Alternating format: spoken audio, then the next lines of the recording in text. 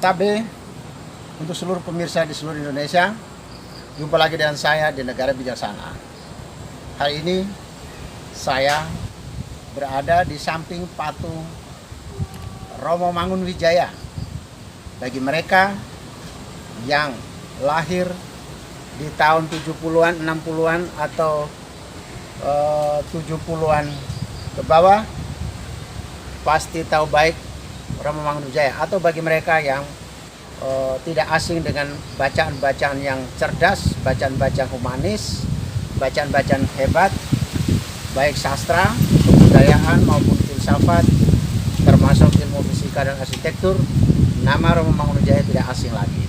Tetapi hari ini saya tidak membahas soal Romo Mangunwijaya dengan segala macam pemikirannya, tapi saya hari ini untuk membahas yang terjadi di Indonesia hari-hari ini adalah polisi mengklaim menembak mati 6 warga di Jakarta yang diklaim sebagai pengikut Rizik Syihab dari FPI. Dan saat ini terjadi pro kontra riuh sekali di Indonesia. Saya hanya mau melihat, tidak melihat salah benarnya, tidak juga melihat siapa yang meninggal itu.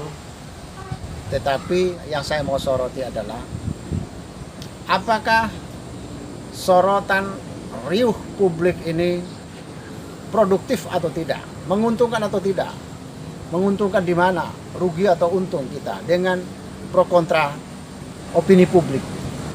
Bahwa polisi membunuh, sedangkan polisi mengklaim dia tidak membunuh tetapi dia bela diri karena rombongan polisi dipepet atau di dalam ancaman lah, versi polisi dalam ancaman.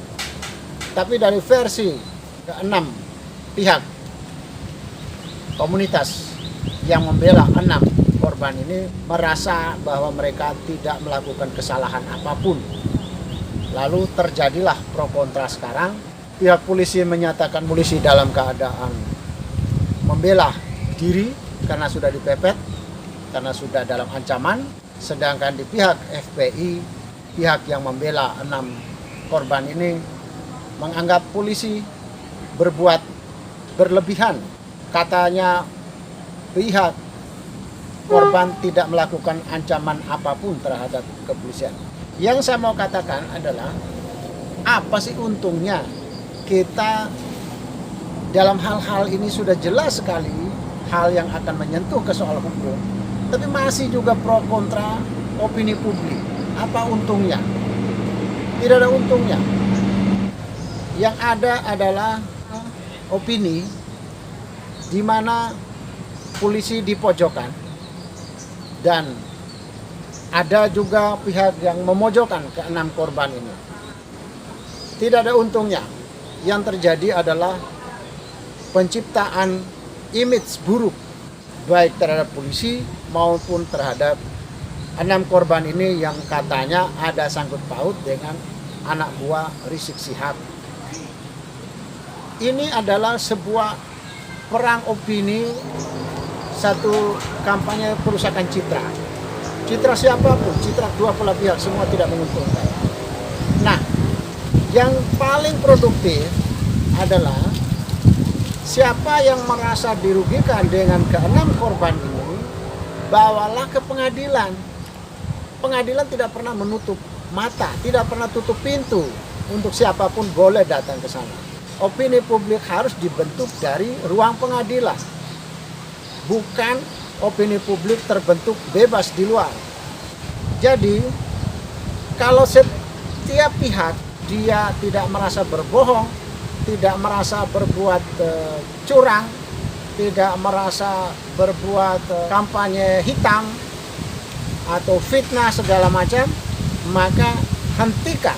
Kalau di negara bijaksana, saya pastikan semua pihak berhenti berbicara tentang kebenaran 6 kelompok tadi, tetapi langsung membawa ke pintu pengadilan untuk polisi diproses. Tentu polisi bukan kebal hukum juga, toh sudah banyak juga polisi-polisi di Indonesia yang diproses dan dikenai hukuman. ada yang dipecat sudah banyak. Maka kenapa ketika kasus ini terjadi kok dibuat opini liar di luar? Anda tidak menunjukkan sebagai orang yang berniat baik. Anda mesti menggoreng situasi ini untuk memojokkan pihak kepolisian supaya Anda terlihat sebagai orang bijaksana. Maka kalau itu di negara bijaksana, dipastikan pihak yang dirugikan langsung membawa ini ke pengadilan supaya diproses. Keputusan pengadilan inilah yang akan mewarnai opini publik, bukan opini publik berjuang untuk mewarnai keputusan hukum. Tidak begitu, atau mengelola opini publik menjadi sebuah gerakan politik, sebuah aksi politik. Kalau di negara bijaksana seperti itu tidak berlaku, harus diproses ke pengadilan. Jika tidak mau diproses ke pengadilan, diam. Berikut, kalau di negara bijaksana semua wartawan itu tidak mengungkit-ungkit, tidak memberikan corong, tidak ikut meramaikan, tidak memanfaatkan kesempatan ini untuk menaikkan oplah. Tetapi wartawan menunggu dari pengadilan. Kalau persoalan ini sudah sampai ke pengadilan, baru wartawan menyiarkan apa pendapat hukum. Bukan pers mulai mengutak-atik, mulai memanas-manasi pihak sana pihak sini untuk meramaikan situasi ini. Jadi kalau pers di negara bijaksana sudah pasti pers tidak bermain-main dengan opini publik di luar hukum.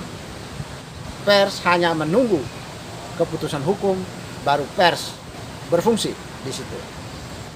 Demikian pendapat negara bijaksana soal ke-6 korban yang ditembak kepolisian Republik Indonesia baru-baru ini.